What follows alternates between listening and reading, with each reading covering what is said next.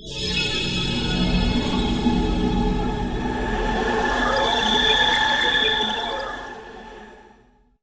करप्टी हैं, वो बिल्कुल भी अच्छे नहीं हैं। वजह बताएं ना, मुसलमानों के अगेंस्ट है। जो मुसलमानों के खिलाफ क्या किए? जैसे आप देखें फ़लस्तीन में जो कुछ भी हुआ है, फलस्तीन को तो उन्होंने खुद एड भिजवाई है, ट्रकों के ट्रक भर के। नहीं रेड भिजवाई है तो उन लोगों के हेलीकॉप्टर उसके नाम के गायब भी हुए हैं ना, जिसके ज़रिए उन लोगों ने भिजवाई है रेड। किसके हेलीकॉप्टर? इंडिया के। तो ये है कि कहा जा रहा है कि प्राइम मिनिस्टर मोदी जो है इज़ अनस्टॉपेबल। अभी हाल ही में ये कल बल्कि जो इलेक्शंस हुए हैं तो उन्होंने जो नॉर्थ की जो स्टेट थी, राजस्थान से भी जीत गए, मध्य प्रदेश से भी जीत गए, छत्तीसगढ़ से भी जीत गए, तेलंगाना से हार गए। बाहर की दुनिया को तो हमने बताया हम चोर है, तो चोरों के पास कौन अपने हमें बिजनेस अब ट्रस्ट डेवलप करना होगा ना, तभी हम सस्टेन कर सकते हैं अपनी इकोनॉमी को। तो आई गेस यही एक जो है वो हम कोई वजीर आजम टिकेगा तो ट्रस्ट होगा। मसला ये है कि बात किससे करें? दुनिया कहती है पाकिस्तान का मसला ये, हम किससे बात करें? बिल्कुल हालात तो बहुत बुरे हैं पॉलिटिकली। क्या राय देंगे, किससे बात करनी चाहिए? इट इज़ एस्ट्रोफिजिक्स, और अगर आप देख लें स्पेस रिसर्च हैं, इतने ज़्यादा एयरक्राफ्ट कैरियर्स हैं हमारे पास, मेरे ख्याल से तक एक भी एयरक्राफ्ट कैरियर नहीं है। मोर ओवर उनका एजुकेशन सेक्टर काफ़ी ग्रो कर गया, और हमारा देख लें कि मतलब ये डिप्रेस हुई जा रहा है।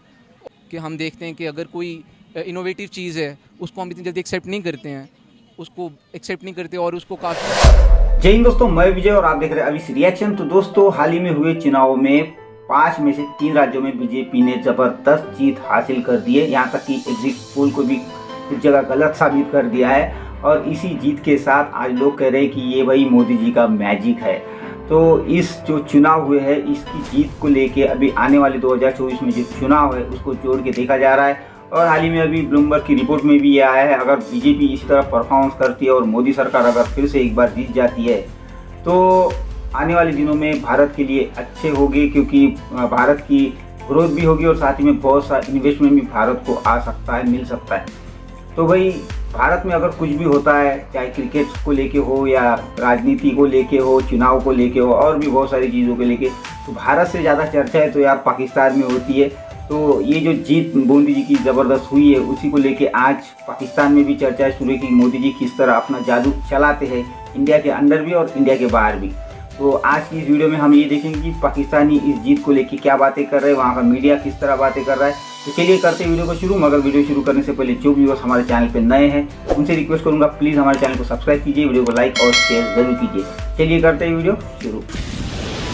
ब्लूमबर्ग की रिपोर्ट के मुताबिक प्राइम मिनिस्टर नरेंद्र मोदी ने 3 स्टेट में जो है इलेक्शन को विन किया। उनका कहना यह है कि इससे इंडिया की जो बिजनेस मार्केट है ना उसको बहुत बड़ा बूस्ट मिलेगा और इन्वेस्टमेंट आएगी और उनकी इकॉनमी आगे बढ़ेगी। जैसे कि प्राइम मिनिस्टर नरेंद्र मोदी कहते रहे हैं कि जी मैं इंडिया को ना आने वाले जो 5 सालों में दुनिया की टॉप 3 इकॉनमीज़ में से एक बना दूंगा।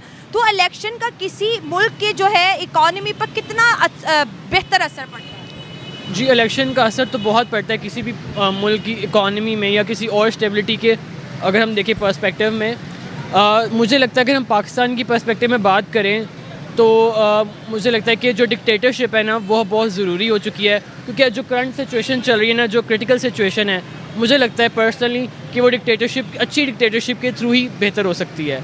क्योंकि हमारे जो यहाँ पर सो को डेमोक्रेसी है उससे कभी कोई फ़र्क तो आया नहीं, ठीक है। तो अच्छी वाली डिक्टेटरशिप ही अगर हो जाए तो शायद कोई बेहतरी हो सके।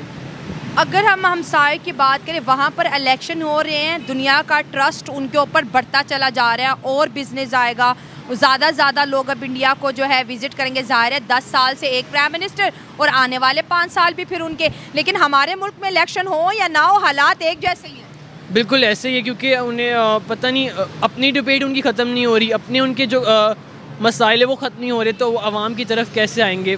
आई थिंक मुझे लगता है कि हमें आवाम को तरजीह देनी चाहिए, इस पर सोचना चाहिए। उनके जो पर्सनल ग्रजेस हैं उनके वही ख़त्म नहीं हो रहे, तो फिर कैसे बेहतरी आ सकती है। ये है कि कहा जा रहा है कि प्राइम मिनिस्टर मोदी जो है इज़ अनस्टॉपेबल। अभी हाल ही में ये कल बल्कि जो इलेक्शंस हुए हैं तो उन्होंने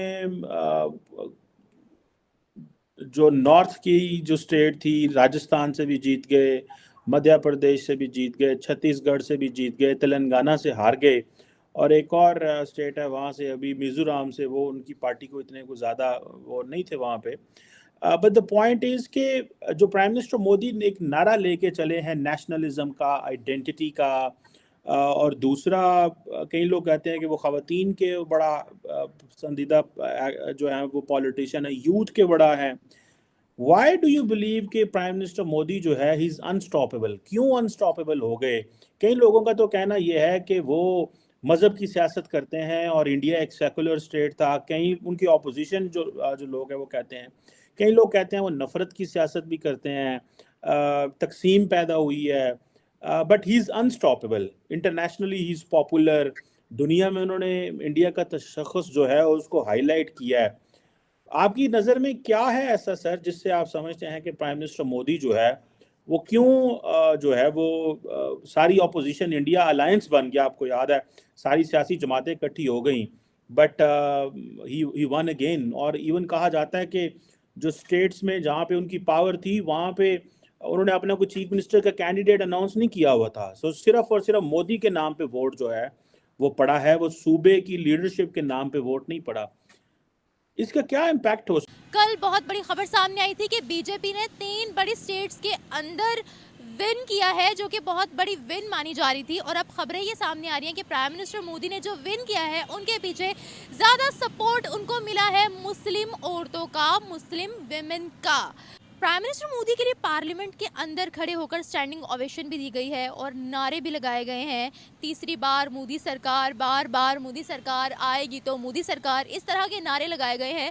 अगर हम इंडिया के बाहर की बात करें तो यूएई के अंदर भी ये नारे लगे थे। जहां भी प्राइम मिनिस्टर मोदी जा रहे हैं उनके लिए स्टैंडिंग ओवेशन उनको दी जा रही है। और ब्लूमबर्ग की रिसेंट रिपोर्ट के मुताबिक अगर देखा जाए तो उसमें ये लिखा गया है कि अगर प्राइम मिनिस्टर मोदी का अगला टेन्योर आ जाता है, तीसरी बार आ जाता है, तो इंडियन मार्केट को और ज़्यादा बूस्ट मिलने वाला है और ज़्यादा इन्वेस्टर्स आने वाले हैं। तो ये कहना है ब्लूमबर्ग। ये ऐसा नहीं हो सकता। मुसलमान को वोट कैसे देंगे? तो मुसलमान उनको वोट क्यों नहीं दे सकते? क्योंकि वैसे दे भी सकते हैं, क्योंकि उसका नाम क्या है, वो वहाँ के रहने वाले रिहायशी हैं। जैसे यहाँ पे कोई हिंदू रहते होंगे वो हमें भी वोट डालेंगे, तो वैसे ही शायद वो लोग भी डाल रहे होंगे। मगर मेरा नहीं ख्याल है कि उनकी वजह से वो जीते होंगे। ये उन लोगों ने एवं ही अपनी तरफ से एक वो छोड़ी होंगी और छोड़ते रहते हैं ना, कोई फैक्ट्स की बात तो वो करते ही नहीं है ना, बिल्कुल ऐसी ही है। तो उनकी पार्टी में भी बहुत ज़्यादा मुसलमान काम करते हैं। उनकी पार्टी में हो सकता है, मगर क्यों करते हैं? अगर वो इतने एंटी मुस्लिम है तो क्यों करते हैं? हाँ ये है, क्योंकि वो बहुत बड़ा करप्ट है। और हद से आपको लगते हैं ना वो किस हिसाब से करप्ट है? जो अपनी कंट्री को 5वें नंबर पर लेकर गए हैं, वो करप्ट कैसे हो सकते हैं भाई? वो करप्ट ही है, वो बिल्कुल भी अच्छे नहीं है। वजह बताए ना। मुसलमानों के अगेंस्ट है, जो मुसलमानों के खिलाफ क्या किए? जैसे आप देखें फ़लस्तीन में जो कुछ भी हुआ है। फ़लस्तीन को तो उन्होंने खुद एड भिजवाई है, ट्रकों के ट्रक भर के। नहीं, रेड भिजवाई है तो उन लोगों के हेलीकॉप्टर उसके नाम के गायब भी हुए हैं ना, जिसके जरिए उन लोगों ने भिजवाई है रेड। किसके हेलीकॉप्टर? इंडिया के हेलीकॉप्टर क्या गायब हुए हैं? हाँ जी, गायब हुए हैं। उनके ट्रक वहाँ पर मौजूद थे, वीडियोस वायरल हुई हैं जितनी उन्होंने एड भिजवाई है। मैं नहीं मानती, क्योंकि वो उनके अगेंस्ट है, फ़लस्तीन के अगेंस्ट है। उन लोग के जो इसराइल का साथ जरूर दे रहे हैं, लेकिन अगर इस सूरत से के वो जानबूझ के उन्होंने ये सब कुछ किया है ताकि हमारा नाम ऊपर हो। इंडिया ने भिजवाया है फ़लस्तीन को ये सब कुछ, ये वो जानबूझ के उन लोगों ने ये सब कुछ किया है।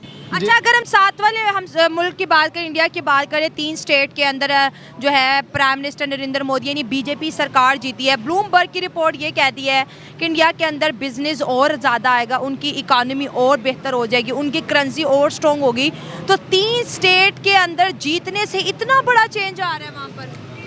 ये तो कहने की बातें हैं ना, सिर्फ वोट लेने की बातें होती हैं, बाद में कुछ और होते हैं। क्या मतलब? हमसे बेहतर चल रहा है वो मुल्क? ये बेहतर तो चल रहा है, उनकी सरकार अपने रूलों पे पक्का चलती है। हाँ, हमारे बिक जाते हैं। अच्छा हमारे बिकने वाले वो बिकने वाले नहीं हैं। अच्छा, वो अपने रूल जो बनाते हैं वो उसी रूल पे चलते हैं। हमारे जो रूल बनाते हैं वो तोड़ देते हैं सिग्नल। आपको क्या कहते हैं कि 10 सालों से एक ही प्राइम मिनिस्टर वहाँ पर है और हमारे यहाँ 5 सालों में अगर देखें तो 3 प्राइम मिनिस्टर आ गए हैं। 3 आए हैं ना, तो ये इनकी अलग अलग बात है। अच्छा, तो ये देखें, कई लोग अब चाहते हैं इमरान खान को। नहीं, वो अपना प्राइम मिनिस्टर क्यों नहीं बदल रहे? 10 साल हो गए, अगले 5 साल भी वो उनका अच्छा चल रहा है तो नहीं ना बदल रहे, उनके रूल नहीं ख़राब कर रहे, उनका जो अपना स्टैंडर्ड है वो अच्छा रख रहे हैं। उस वजह से वो अपना प्राइम मिनिस्टर नहीं बदल। बेसिकली रीज़न ऐसे है कि जहाँ पर आपने सर्वाइव करना होता है वहाँ पर रहने के लिए आपको कुछ स्टेप्स उठाने पड़ते हैं। फॉर एग्जांपल अगर वहाँ पे जो मुस्लिम एक्टिविस्ट हैं या फिर जो उनकी फलाह के लिए काम कर रहे हैं वो मे बी और मे बी नॉट उन स्टैंडर्ड्स के ऊपर पूरा ना उतर सकते हों। स्टैंडर्ड्स पर फॉर एग्जांपल उनकी बेटरमेंट के स्टैंडर्ड्स के लिए, जैसे मुस्लिम के बेटरमेंट्स के लिए कि फॉर बेटर एजुकेशन उनके जो राइट्स हैं उनको प्रॉपर मिले जाएँ। वहाँ मुसलमानों के क्या राइट्स हैं, कितने राइट्स मिल रहे हैं आपके मुताबिक? अगर देखा जाए तो काफ़ी कंजर्व्ड राइट्स हैं, मतलब उनको काफ़ी ऑप्रेस किया जा रहा है। कैसे? बिजली नहीं दी जाती in terms of education, in terms of their religious right कि अगर आपने नमाज पढ़नी है so you have to obey the rules. अगर आपके सामने बिल्डिंग्स बना दी गई इसका मतलब ये नहीं कि उनके ऊपर सैंक्शंस नहीं लग सकती। फॉर एग्जांपल अगर हम देख लेते हैं पैलेस्टाइन में, एक टोटली मुस्लिम स्टेट है लेकिन आप वहाँ पर देख लें कि दे आर कम्प्लीटली ऑप्रेस्ड। हम लोग पैलेस्टाइन और इसराइल पर बात करें, हम थोड़ा टॉपिक से हट गए हैं। अगर वहाँ पर इतनी मजहबी आज़ादी ना होती तो पीयू रिसर्च के मुताबिक, जो कि जाना माना इदारा है वर्ल्ड का, 90% मुसलमान ये ना कहते that we are proudly Indians. मैं आपको पहले कहा कि जैसे कि मे बी और मे बी नॉट उन स्टैंडर्ड्स के ऊपर पूरा ना उतरते हो। वहाँ पर तो फाइटर पायलट एक मुस्लिम है, वहाँ पर तो मुस्लिम एक प्रेसिडेंट रह चुके हैं, तो हम कैसे कह सकते हैं कि वहाँ पर मुसलमानों को राइट्स नहीं मिल रहे? नहीं, मैंने ये नहीं कहा कि मैंने मे बी और मे बी नॉट की बात की कि मे बी ऑप्रेस्ड हो रहे हो, मे बी नॉट्स। और मैंने ये बात की है कि अगर वहाँ पर बीजेपी जीती है तो वो इस वजह से जीती है कि मे बी उनको वो प्रॉपरली वो प्रोवाइड कर रहे हैं जो उन चीज़ें उनको रिक्वायर्ड हैं। मेरे कहने का मतलब ये था कि जो वहाँ पर जो मुस्लिम एक्टिविस्ट हैं, जो मूवमेंट चला रहे हैं, जो वहाँ पर इलेक्शंस के लिए कम्पीट कर रहे हैं, गेम्स बनाई जा रही है उनके लिए। बिल्कुल है। अच्छा, अभी दुबई के अंदर मीटिंग हुई है तो हमें प्रोटोकॉल नहीं दिया गया, जबकि प्राइम मिनिस्टर मोदी को पहली सफ में खड़ा किया गया था। पहली सफ में वो खड़े थे, शेख साहब के साथ खड़े थे वो। अच्छा, अब इसके अलावा अगर हम बात करें, वर्ल्ड लीडर्स जो हैं वो उनको स्टैंडिंग ओवेशंस दे रहे हैं। देखिए, उन्होंने थ्राइव किया है, उन्होंने बेटरमेंट लेकर आई है। अब जो उनका वो स्पेस प्रोग्राम था, आप उसी को एग्जाम्पल ले लें कि वो चंद्रयान मून मिशन, जी जो फेल्ड हुए थे, वो उन्होंने ये नहीं कि उसको बैन कर दिया, उनको स्टॉप नहीं किया, उन्होंने उसको कंटिन्यू किया और वो एट लास्ट वो उस पर सक्सीड हो गए थे। तो वो थ्राइव कर रहे हैं। फिर उसके बाद उनका आईटी सेक्टर देखें, उनकी इकॉनमी इवन उन्होंने यूके को बीट कर दिया है in the terms of their economy. So जाहिर सी बात है, जो काम करेगा उसकी रिस्पेक्ट की जाएगी, ठीक है, उनसे बेटर रिलेशन बना कर रखे जाएंगे। एक छोटी सी चीज़ सोचने वाली है, जो शेख है वो तो मुस्लिम है ना, जी। तो मुसलमान मोदी को प्रेफर कर रहे हैं। ये तो बात सोचने वाली है कि इंडिया में भी उनको वोट ज़्यादा मुस्लिम्स के मिल रहे हैं, मुस्लिम औरतें बड़ा सपोर्ट कर रही हैं, और बाहर के जो मुस्लिम ममालिक हैं वो भी बड़ा सपोर्ट कर रहे हैं प्राइम मिनिस्टर मोदी को। जब तक हम बायसनेस से बाहर नहीं निकलेंगे, जो रिलीजियस बायसनेस है, जेंडर बायसनेस है, हम प्रोग्रेस नहीं कर सकते हैं।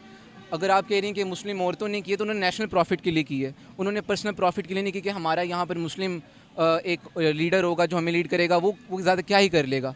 और जो बाकी कंट्रीज़ की बात है, मुस्लिम कंट्रीज़, वो देख रहे हैं कि पोटेंशियल, अगर उनके अंदर पोटेंशियल है उस पर पूरा उतर रहे हैं, वो हार्डवर्क कर रहे हैं, ठीक है, आउटपुट दे रहे हैं, प्रोडक्टिव हैं।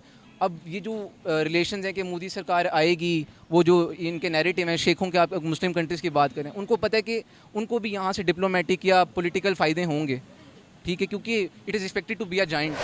तो दोस्तों, ये थी आज की वीडियो और आपने देखा कि आज पाकिस्तान के लोग किस तरह मोदी जी के बारे में कुछ % में पॉजिटिवली भी बात करने लगे हैं।